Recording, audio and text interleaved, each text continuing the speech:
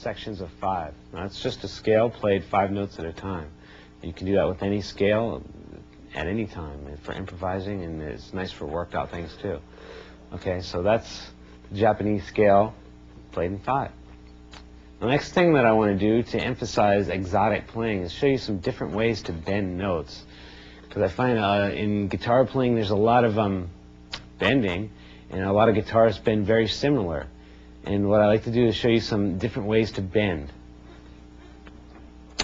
Now let's take a passage that would normally get bent like this.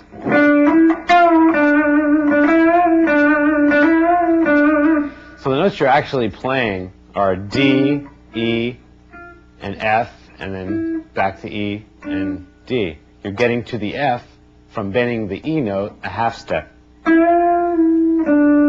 Right? That's the normal way to do such a thing. Now, what I would do in that instance is never play it like that. I would always bend from the E flat note. Because that gives you a little bit more of a enunciated bend, and I think it's really important to bring out the bend. And it sounds a little bit different if you bend from a note that's probably out of your scale, like D sharp wouldn't be in your D minor scale where you might be playing this particular passage. Now coming down, you could go like this to complete the melody that we had first. We'd go. Now to bring it even more into the realms of true exoticness, we can go like this. Now by doing that, you're taking this note, which is E, and you're bending it a whole step, which if you're playing in D minor where you would normally be playing a line like, very common D minor sounding line, if you were to bend that,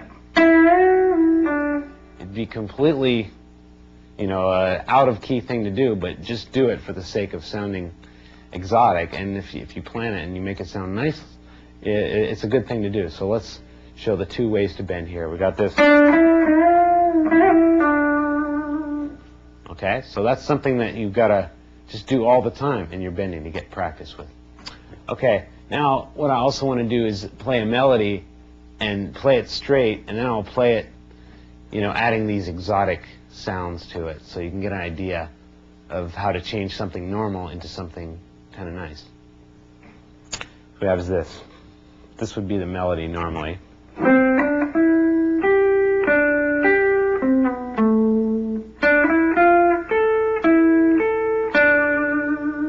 Okay, that's the basic melody, and instead of playing it like that, let's kind of exaggerate it a little bit.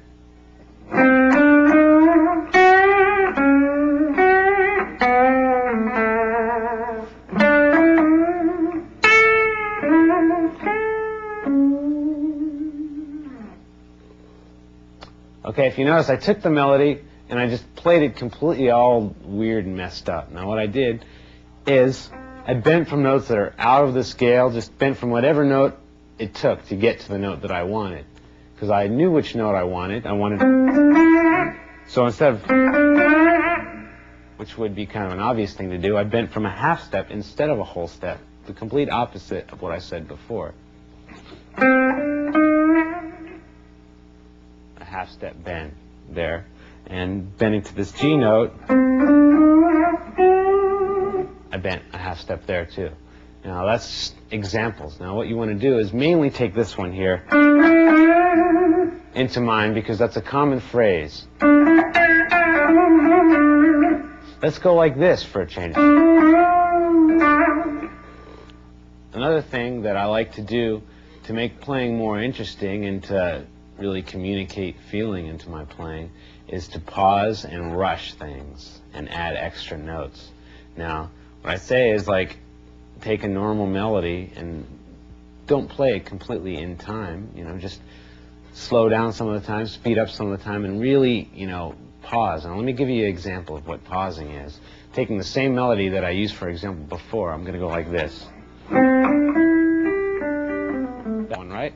Okay, so if I were to pause in that, I could go.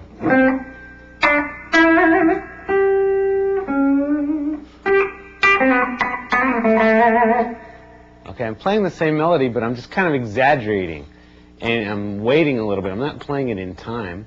I'm just kind of letting the beat fall wherever it may. I'm just kind of pausing and digging into it really deep. Now, you can pause things and you can rush things the same way. You can go... And to rush things, sometimes it's nice to add an extra note like I just did. Now, this E flat isn't in the original melody, so to say, but I added it in there and I rushed it along by going like... I added that note in there, and I played it quick enough that it doesn't really sound out of key with the melody. It just kind of builds up to it a little bit. Okay, it looks like this.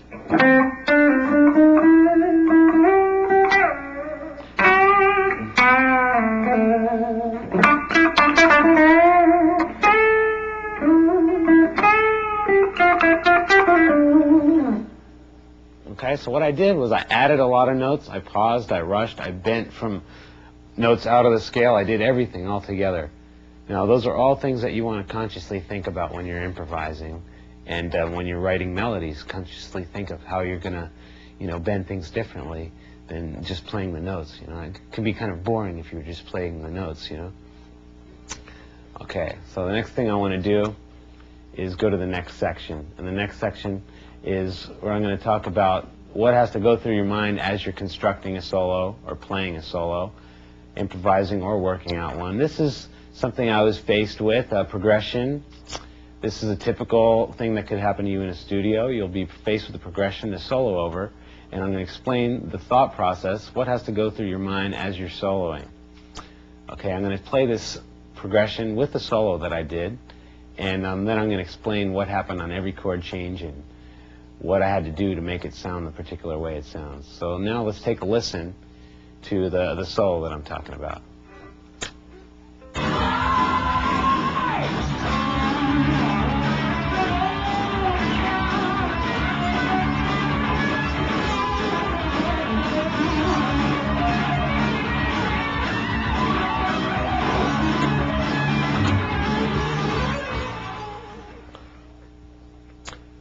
Okay, that's the solo, that's the final product. Now, what I had to work with was a progression that looked like this.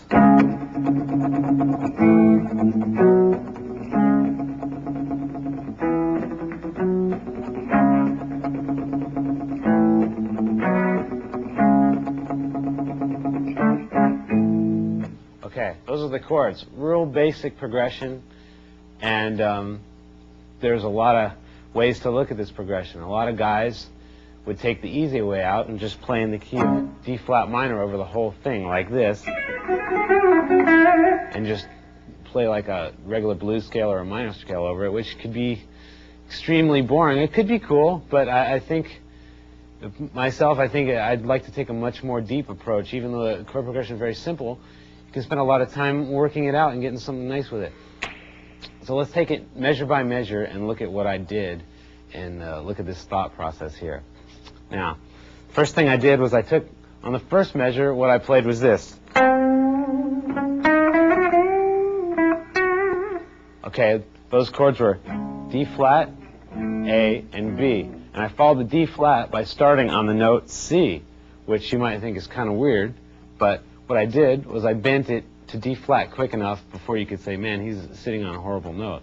But for the split second that I did sit on that horrible note, it certainly caught your ear because the chord is D flat, and I'm playing C like that, so you're thinking, wow, what's going on? For that split second, catches your attention into the solo. And by the time you've heard that, you're already listening to something that sounds pleasant, bending it into the correct note, okay? So I bent it. Okay, that's just a melody straight in the D flat minor scale. And then when the chord changed to A, I went like this. Bending to the note G from F, which you'll recognize from my section before with the half step and whole step bends. Now G and E together over the chord of A make an A7 chord. So I followed the A like it was an A7. So I went. Now I'm bending to the note of F sharp from F. So while the B chord is playing, you're hearing F sharp, which is the fifth note in the B scale. So I'm following that B chord there like that. And the next measure around looks like this.